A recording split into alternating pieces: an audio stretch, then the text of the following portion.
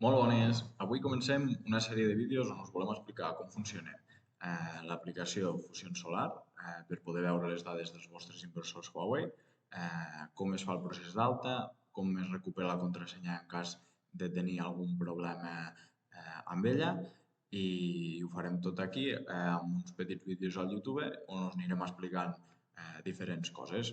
El primer pas, quan comprem una planta solar, és que ens envien les claus d'autorització per entrar a la mateixa. Llavors, les claus ens les enviarien al correu, que seria aquesta pantalla. Nosaltres hem creat un correu temporal per poder-vos explicar això amb accés a la planta de Beckel. I després necessitarem la plataforma de fusió solar.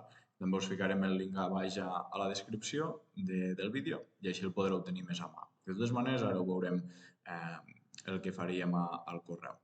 Aquí tenim el correu aquest temporal, ens ha enviat el correu directament a la safata d'entrada perquè no hi tenim més restriccions, però els correus moltes vegades passa que arriben de no reply, és una cosa que el Gmail es pot pensar que és un virus o alguna cosa que no correspon i l'envia directament a la basura o a spam. Doncs mireu els diferents operadors de correu, si teniu Gmail doncs sabeu que són aquestes carpetes les possibles on trobar el correu.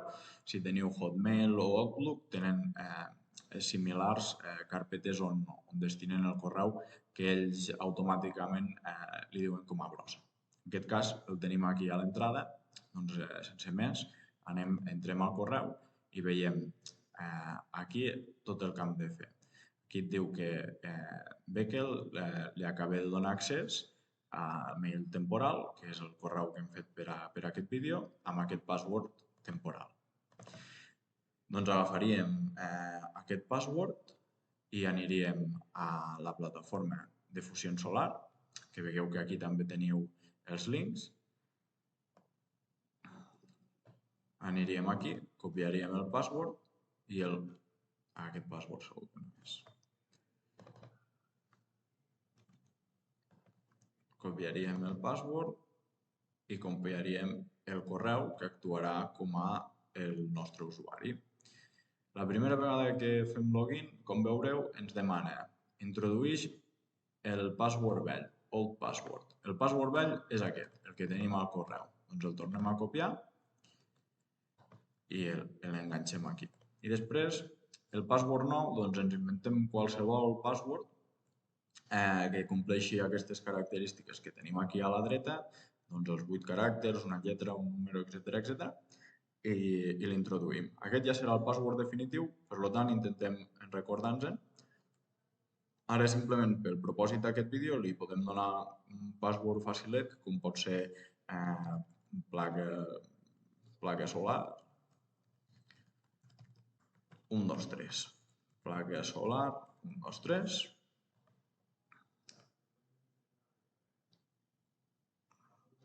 I a l'entrar, aquí ens començarà demanant primer que acceptem els termes i ens portarà directament a la pantalla d'inici de Huawei. Podreu veure les principals dades. Aquí us sortirà les dades del que està generant, consumint i exportant o important la vostra planta i aquí us anirà fent les gràfiques dia a dia. Després, més endavant, farem un vídeo de com interpretar totes aquestes dades i què en puc treure en clar.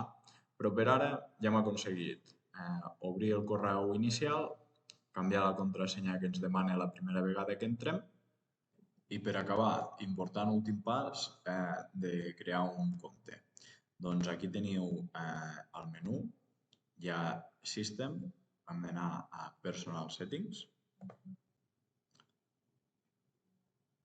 Llavors anem a Modify Personal Info i veurem aquí que ens diu l'adreça associada. Farem la pantalla gran perquè es vegi bé. Doncs aquí, sobretot hem de verificar l'email. Ens diu que el verifiquem tan aviat com sigui possible. Doncs directament cliquem Verificar. I aquí ens diu que ens enviarà un codi. Li fiquem Envia codi. Cliquem i ens en tornem al correu. Aquí al nostre correu, veiem que hem rebut un codi de verificació que simplement el copiem i l'enganxem. Cliquem OK i el nostre codi queda verificat. Amb això és molt important perquè si no pot ser que el correu no s'acabi verificant i quan tenim alguna cosa, tipus que hem perdut el password, doncs no ens enviï un password nou.